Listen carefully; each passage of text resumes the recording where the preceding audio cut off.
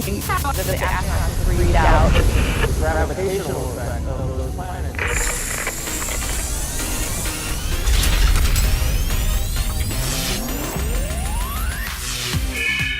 Hey, I'm Kristen, and this is NASA Now. It's green, it's clean, and it's packed full of energy. I'm talking about algae, and it's the future in aviation fuel. That's ahead. First, here's what's happening at NASA Now. The future depends on finding an alternative and renewable source for fuel. So, a team at NASA's Dryden Flight Research Center in California recently tested renewable biofuel made from, get this, chicken fat. The test was performed on NASA's DC-8 Airborne Laboratory, which is used for Earth, atmospheric, and celestial observations. It was the first test ever to measure biofuel emissions for nitrogen oxides and tiny particles of soot, both of which can degrade air quality in communities with airports. Over millions of years, biological materials from plants and animals get pressed into layers upon layers and form what we call crude oil. The difficulty is we're running out of oil or fossil fuel fairly quickly. Now we have to find an alternative source. A senior research scientist at NASA Glenn Research Center believes he has found the answer. Dr. Bilal Mark McDowell Bomani is turning biomass into biofuel, and he's doing it the green way. In order to be considered green, you have to meet one of these three metrics. One, is it alternative? Which means, is it not being used today? And if it is being used, is it a lower carbon footprint? Two, is it renewable? Are you using the Earth's naturally replenishing resources to generate this? And three, is it sustainable? Are you worried about this, its longevity in the future or perpetuity? Extreme green is all three together. And that's what we have here in the Green Lab Research Facility.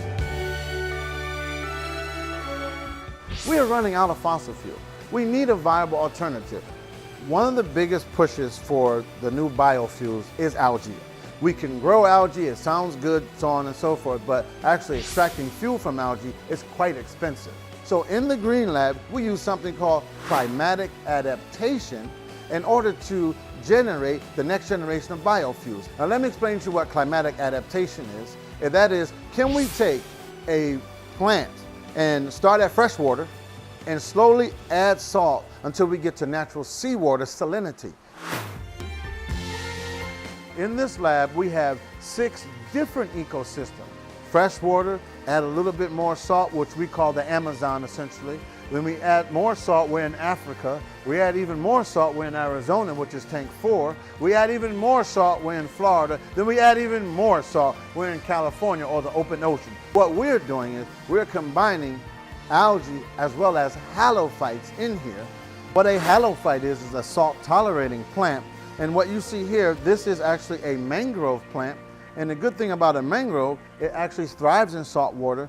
It can also thrive in fresh water. But when it gets too much salt, if you see this white crystals, those are actually salt crystals. It actually has the ability to regulate the salt. And if it has too much salt, it actually sweats it out through the leaves. The plants are actually getting nutrients from the water by using geotrophism. And so basically they're going down to get the nutrients. And as you can see here, these are roots from the mangrove that are actually using the fertilizer from the fish to grow.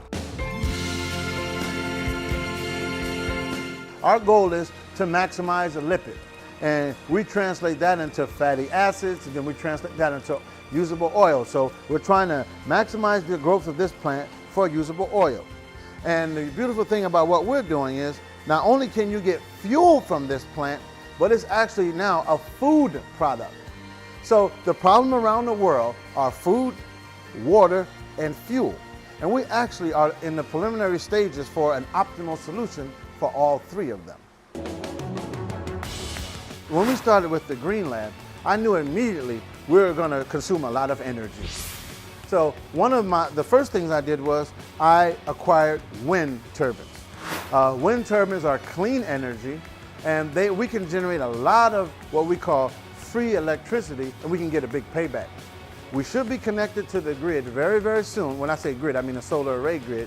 So we'll have a self-sustainable renewable energy ecosystem, not using any direct electricity, growing the next generation of plants, making the world greener, or let me say extreme green for all.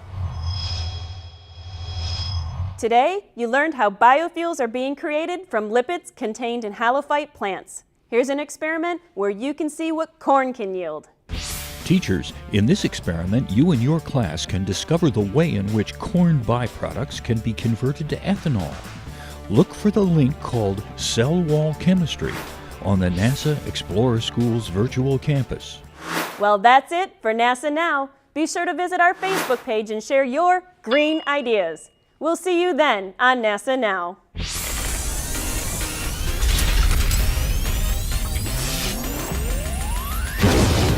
NASA Now comes to you from the virtual campus at NASA Explorer Schools.